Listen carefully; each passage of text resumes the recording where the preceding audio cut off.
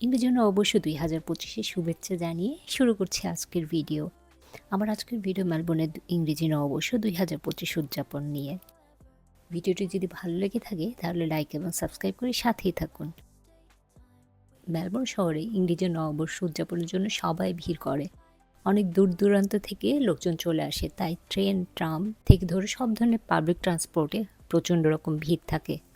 তাই উদযাপন অনেক রাতে হলেও আমি চলে এসেছিলাম বেশ আগেভাগেই। আমি এবার একটু চলে যাচ্ছি নিরিবিলি জায়গায়, কারণ আমার গতবার এখানে অনেক ভিড় হয়েছিল।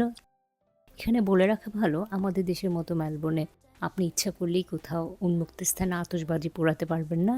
এই সব কিছুই হচ্ছে মেলবোর্নের সিটিতে যারা আছেন দায়িত্বপ্রাপ্তরা ওনারা ঠিক করেন, এবং মেলবোর্ন শহরে এই বছর যেমন 4টি জায়গায় নির্ধারিত করে দেওয়া হয়েছিল যে এই জায়গায় গভর্নমেন্টের পক্ষ থেকে আতশবাজি উৎসব করা হবে। সুতরাং এখানে দেখতে পাচ্ছেন সন্ধ্যা নেমে এসেছে, সবাই আমরা ওয়েট করছি।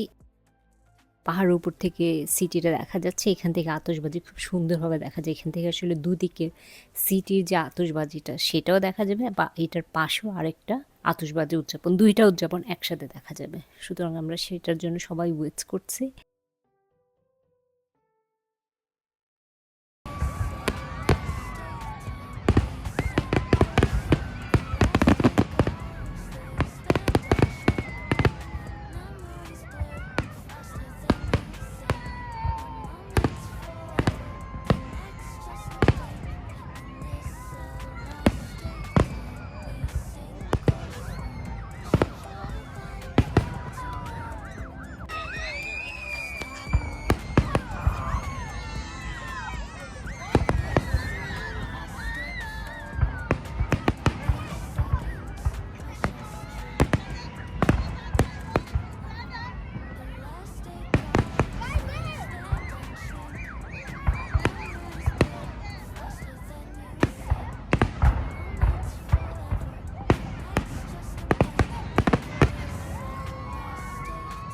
যে ফায়ারওয়ার্কসটা হয় সেটি মাত্র 5 মিনিটের জন্য।